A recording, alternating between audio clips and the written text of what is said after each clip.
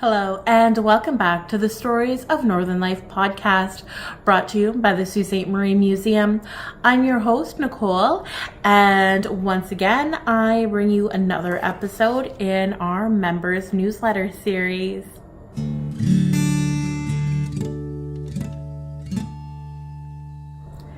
So last week we left off with our newsletters looking at July 1990, and now we are moving into October 1990. So you can see here, once again, still not much has changed. The layout is still staying pretty much the same. We have members newsletter, October 1990, Sault Ste. Marie Museum. We start off with Discovery of the Titanic exhibit, October 16th to November 6th. And then there's a little graphic here of the Titanic. And it says, on April 10th, 1912, the biggest and most luxurious ocean liner ever built set sail on its maiden voyage to New York from Southampton, England. It never arrived. The Titanic lay undiscovered on the bottom of the Atlantic Ocean southeast of Newfoundland for 74 years. Many had tried to find her over the years, but it was not until 1985 that a joint French-American team reported that the wreck had been discovered 2.5 miles below the surface. Dives to the wreck were made in a 3-man submarine operated by the Woods Hole Oceanographic Institute, or WHOI. The submarine was able to land on the Titanic's deck and take close-up photographs of the interior and exterior using a robotic vehicle which could enter areas too small and too dangerous for divers. Photographs of Titanic before she set sail and colored photographs taken by the robotic camera, along with newspaper accounts, reveal the personal tragedy as well as the disillusionment the world felt when the indestructible ship proved vulnerable to the forces of nature. 2 models of the Titanic complement the exhibit. One shows Titanic as a recently completed luxury liner ready for her maiden voyage, and the other represents her after she was broken in two. Discovery of the Titanic was produced by the Outreach Services Department of the Royal Ontario Museum with the generous support of the Toronto Sun. Special funding was made available by the Museum Assistance Program of Communications Canada and the Ministry of Culture and Communications. Circulation to northern communities has been made possible by a grant from the Ministry of Northern Development and Mines. So there is a bit about the Titanic exhibit. So if you remember from some of our earlier episodes about the earlier newsletters, we sort of talked about that in 1990 they would be having the Titanic exhibit, and there was the description of her. Now we move on to page 2, and we start off with welcome to new members from the business community. During the summer months, Craig Toffoli, one of our 3 summer students, canvassed local businesses to invite them to support museum programs by becoming members. A warm welcome to all who joined us. So we have Bishop's Menswear, Diplomat Motel, Fabricland, Fashion Shops, H&H Super Meats, Meta Gallery, Muyo's Restaurants, Nori Take China, Peggy O Linens, Savoy's Jewelers, Scripture Center, Stone's Office Supply, and Unique Pastries. So out of those, there are still a few that are around today. So we have Fabricland. I'm not too sure about the Fashion Shop. But we have Savoy's, of course, is still around. Scripture Center, I'm not sure if that is still Scriptures, the store that is still on the north side of Queen, closer to where the plaza is. Then, of course, we have Stone's Office Supply. So those are still the businesses around. So it's really nice to see that after all these years, we still have some of the old businesses keeping open. Then we move on to the next one, and it is Going Gone Mini Auction combines with Midnight Madness. The museum is helping Queenstown celebrate Midnight Madness November 29th from 5 p.m. to midnight. Hot cider, shortbread, and Christmas cake will be on hand to warm up chilly shoppers. On display, along with our regular exhibits, will be items donated by members for a mini silent auction. We're still in search of empty coffee cans with plastic lids to collect bids and donations of antique or collectible items for auction to add a special old-time flavor to the event. Then we have sheets recycled. Not paper, but polycotton bed sheets from the General Hospital have been donated to be converted to garment bags for storage of items in the textile collection. Thanks go to Alan Honey, Director of Materials Management for the General. So you can see there in these last two notes that we still have Midnight Madness, so that sort of the name kind of flipped back and forth between Midnight Madness and Moonlight Magic, but Moonlight Magic has stuck around since not many of us stay open till midnight, as that is just a bit too late for some of us. So that Queenstown event is still going strong. And then the one about the sheets, we still have these garment bags, I believe. The only issue, however, is the fact that these are polycotton bed sheets. So a little tip here with our sort of archives is that when we are storing items, we like to use natural fibers. And so the polycotton, the polyester in there would make it harder for the clothes to be able to breathe and things like that. So we want to preferably stick with cotton. And also if these are in garment bags, that probably means that these clothes are being hung up and there could be some stress on them. So now that we sort of know this, hopefully we will be able to find some time to go through the archives and review some of these and improve the storage. And that's sort of an ongoing process that we have in the museum, is constantly learning about new ways of preservation, but also then going back through and using that knowledge to improve our archives, and hopefully we will be able to ensure that all of our artifacts, even down to the tiniest little thing to the biggest artifacts that we have, are all properly stored and preserved, and also hopefully we can condense them down, as even though we have 3 floors to the building, or well, I guess 4 if you include our basement where the bulk of our artifact storage is, we can hopefully condense some of that storage while using these sort of modern methods to help to increase the storage and also ensure that everybody has the best storage for the materials that they are made of. So with that little tidbit of artifact and archive knowledge, we move on to our third page, which is about the Christmas raffle. And so we have Christmas raffle, and then a little graphic of a horse-drawn sleigh with two adults and I think one child in there. And then way off in the background there is a small church.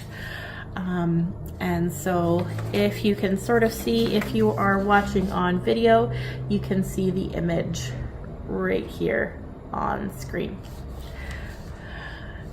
And so it says the 3 prizes donated by local crafts people would make delightful Christmas gifts. The first prize is a carved cedarwood box designed by Bob Crawford Brown. The second prize is a handmade basket created by Susan Foster and filled with Christmas goodies. The third prize is a decorated Christmas wreath from an anonymous designer. The draw will be held December 13th at 6 p.m. at the museum's Christmas open house.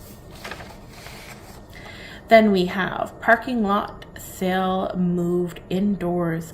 The volume of goods for sales was tremendous, so much so that the sale was moved indoors to the 3rd floor. 2 days of active sales efforts and a responsive crowd of buyers resulted in a profit of $1,020.55. The Ways and Means Committee thank all who donated time and their surplus items, and encouraged by this success, plans another garage sale in April. Save your white elephants, please. Then lastly on this page, we have a little note here. It says, have a good read. Museum book sale Friday, November 2nd, Saturday, November 3rd, 9:30 a.m. to 4:30 p.m.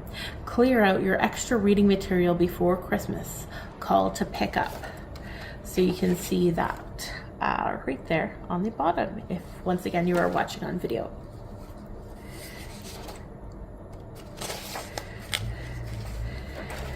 Then we move on to our 4th page. It seems like this October newsletter was quite full.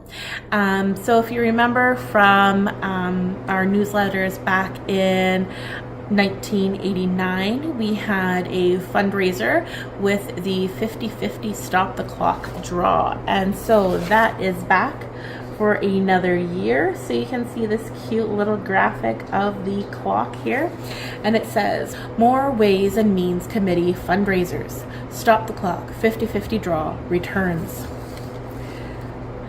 Guess when the clock in the tower will run down for the winter months and win 50% of ticket receipts. Tickets are $2 each, only 1,000 printed and available now at the museum. The clock with its 4 faces is a downtown landmark. It was made in England and installed in the tower in 1912. The clock must be wound by hand every 3 days. This involves a trip across the flat roof of the building and a climb to the 2nd floor of the tower. 2 large cranks wind heavy lead weights. One controls the mechanism which drives the hands, and the second and much heavier weight activates the clock's chimes. Because the clock faces are recessed, ice and snow build up over winter and interfere with the movement of the hands. In the days when the building boasted a live-in caretaker with an apartment on the 3rd floor, the ice could be cleared away regularly to avoid damage to the clockworks. Now, to protect the mechanisms, the clock is stopped for the winter. And so this is still true to this day. We stop the clock in the winter months. However, we now have an engine, or a motor to power the clock, so we don't have to go up there every 3 days and wind the clock, thankfully. Then moving on to the next page, we have Forestry Capital of Canada Quilt and Needlework Show. Members will receive invitations to Forestry Capital's opening reception for this show, which will occupy the main floor gallery November 1st through November 30th. Winners of the awards for quilt and needlework creations incorporating the Forestry Capital's logo will be announced. Heritage quilts will complement the contemporary designs. In conjunction with the show, plan to visit Quiltathon. Learn how to make a log cabin tied quilt at the Sault Ste. Marie Museum on November 24th during the hours of 9 a.m. and 4:30 p.m. and on November 25th during the hours of 1 p.m. and 4:30 p.m. Admission is a donation of thread and cotton fabric or $5. Quilts will be donated to the New Home for Women in Crisis on Pilgrim Street. Drop in and join the group for a few hours or for the whole weekend. Sports History Hall of Fame moves ahead. Dale Harton and his 1990 Brier Committee have generously contributed $3,500 to ensure that the sports memorabilia from the Sioux can be effectively displayed at the Sioux Museum. The donation will be used to construct cabinets to furnish the Sports History Hall of Fame gallery on the museum's third floor. Next comes the search for items which will recreate the Sioux's sports history. Terry Henderson of the Museum Management Board is coordinating this effort. He has enlisted the support of Russ Ramsey, Jim Hilsinger, and Wilf Ross in this effort. All items donated will be cataloged, stored in an environmentally controlled area, and exhibited in rotating displays. Uniforms, equipment, photographs, programs, and trophies are just some of the items being sought. To start the ball rolling, the Brier Committee has donated Brier banners, photographs, albums, recording the event, programs, and other memorabilia to the museum's collection. Then lastly on this page here, we have new knowledge. Thanks to the Ministry of Culture and Communications for providing funding to assist the curator, Junie McGonigal, to attend an Ontario Museum course on care of collections. The course assignment involved a critical assignment of our collection storage areas and development of a plan to improve existing space and make the best use of new space on the third floor for textiles and on the first floor for maps and photographs.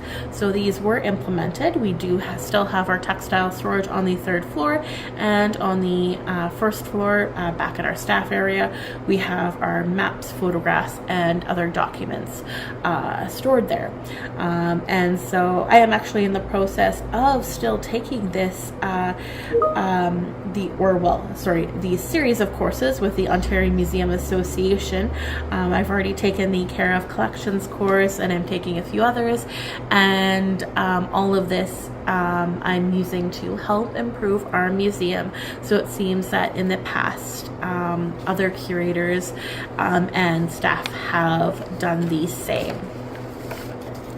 Then finally, we are on our last page here, and we have long-term loans. While the museum encourages donations of artifacts to the permanent collection rather than accepting long-term loans, there are some exceptions. When some special article is needed to complete an exhibit, loaned articles are most welcome. 3 objects now on display fall in this category. Mr. Tom Nolan of Garden River has lent the beaded and fringed deerskin dress worn by his grandmother, Maud Thibodeau, who acted in the play Hiawatha or Nanambozo, an Ojibwe Indian play, performed in 1901. The dress, along with a ceremonial drum from his family, complements a display inside the wigwam in the Skylight Gallery. The furnishings in the parlor area of permanent exhibit have changed as a result of receipt of another long-term loan. The small upholstered bench and side chair have been returned with thanks to their original source, Bygone Antiques on Bruce Street. In their place stands an ornately carved upholstered sofa, on loan from Miss Hazel Webb. The sofa has been in her family, the Root family, since 1832. On the underside of the piece, the maker has carved Wardell, Salem, Massachusetts, 1832. The Root family were Quaker/Mennonite folk who moved to Canada from the United States in the mid-1800s, bringing this treasured article of furniture with them. Miss Webb taught school in Sault Ste. Marie from 1930 to 1966. And now we don't really do long-term loans anymore.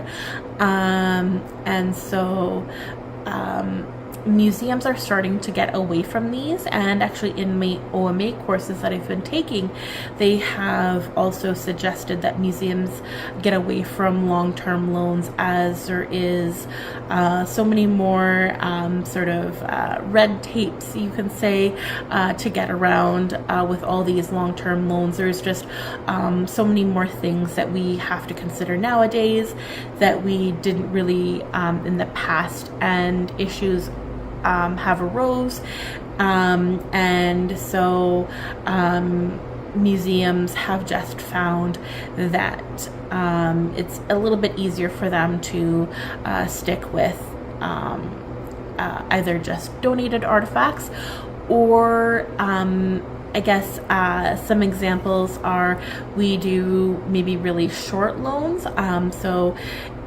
If you have been keeping track of our social medias, you may have seen that we had the Lock City Chorus here on the weekend, Friday and Saturday, for their concert. Well, they also had a fashion show as part of that, and we had a little sort of wedding display set up, and a kind lady, she loaned us two of her dresses. One was her wedding dress and another was her grandmother's wedding dress, so we had them on display for that event, and we are returning them to her. So that's sort of an example of a short-term loan, and that was only for about a week or so that we really had them, or not even really a week. And so that is probably as much as we would really do in terms of loans. Otherwise, it just gets to be a little bit too complicated, and it's just not something that we are always capable of doing or dealing with, sort of. And lastly, we have Artifact of the Month. Registers reflect the past. The Sault Ste. Marie Genealogical Society has transferred 8 registers from their care into the museum's collection. The registers date from 1870 onwards, and in beautiful copper plate handwriting record events and relationships from the District of Algoma's early days. The registers, which are available in the archives for interested researchers, are titled as follows: Records of Marriages, Algoma 1870, Records of Birth, Algoma 1870, Process Book, Algoma 1885, Alphabetical Index of Algoma, Volume 1, Office of Lands and Titles, Partnership Registered, District of Algoma 1870 to 1949, 2 volumes. And now we might still have these books available for some researchers if appointments are properly scheduled. However, just over the years, due to the ages of these books, they have greatly deteriorated, and so we have now put them in more protected storage, but they are very delicate, so they are not really for everyday researchers who are able to look at them, just because we want to be so careful with them. Perhaps if we are able to get the funding, we could have these books digitized, hopefully sometime in the future, so that they can be available for everyone, and then we could also ensure that the book is properly preserved and documented before it deteriorates any further. So we had a little bit of extra fun sort of artifact and archive knowledge thrown into today's episode. So I hope you are enjoying these episodes, this series, and as always, thank you so much for listening. Bye. If you enjoyed this episode, you might like our blog too. Head over to our website, Sioux Museum, that's SAULT museum.ca, and look under Discover. You will find our blog, Museum Musings. We share short synopsis of influential people, historic places, and impactful events in our history. Pictures are always included, and you will be sure to learn a little something new with each post.